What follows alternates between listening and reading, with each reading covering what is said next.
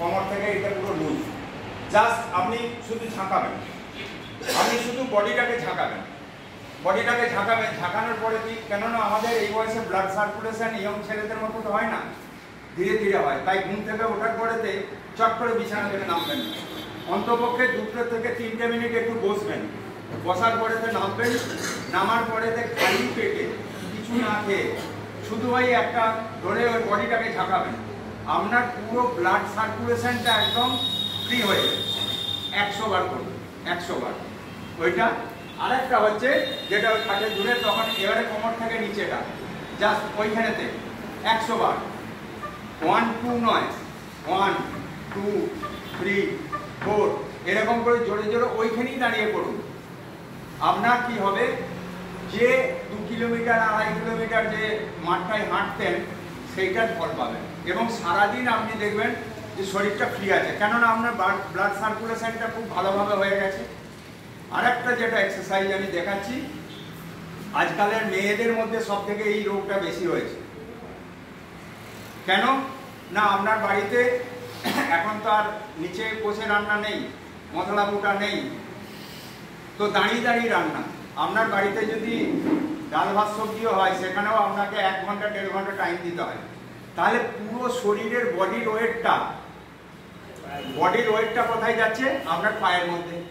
পায়ের শিরা বেঁকে যাচ্ছে, নার্ভগুলো বেঁকে যাচ্ছে, যার ফলে কি হচ্ছে, কোমরের যে L4 L5 যে আছে সেগুলো ডিসব্যালেন্স হয়ে যাচ্ছে। হয়ে যাওয়ার পরে কোমরের যন্ত্রণা, তারপরেতে এই সাইডের যন্ত্রণা আস্তে আস্তে নামতে নামতে হাঁটুতে, আর পায়ের যন্ত্রণা। তো আমি যে এক্সারসাইজটা দেখাচ্ছি, এই এক্সারসাইজটা করলে 5টা উপকার পাবেন। কি কি? প্রথম কথা হচ্ছে চোখের দৃষ্টি বাড়বে, দ্বিতীয় হচ্ছে দাঁত শক্ত হবে, টনসিল কোনোদিনও হবে না, পেটের চর্বি এবং থায়ের চর্বি কমবে, আর কি বলে বাত জিনিসটা ভুলে যাবেন, কোনোদিনও এই সাইটিকা বাত কোনোদিনও হবে না। তো দেখাচ্ছি আমি। প্রথমে ওই বিছানায় আপনি বসেছেন, উঠে বসবেন। বসার পরেতে আপনি জাস্ট এমনি করে মুসলিম ভাইয়েরা যেমন নামাজ পড়ে সেরকম, এরকম পাগুলো কিন্তু এইরকম না, পাগুলো একদম এরকম, পাগুলো একদম ফ্ল্যাট করে জাস্ট এইভাবে বসলেন। স্টেপ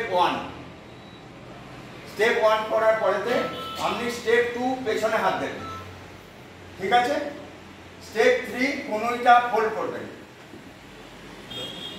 স্টেপ 4 শুয়ে পড়বেন।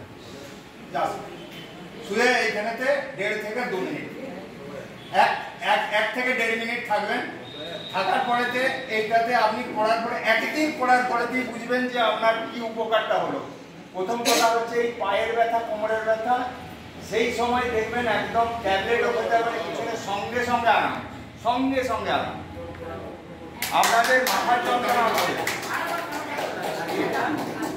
বিছানায় বসলেন, বিছানায় বসার পরেতে স্টেপ 1 হচ্ছে এটা, স্টেপ 1 এটা, স্টেপ 2 হচ্ছে কনুইগুলো ফোল্ড, স্টেপ 3 কনুইটাকে সরিয়ে জাস্ট এরকম,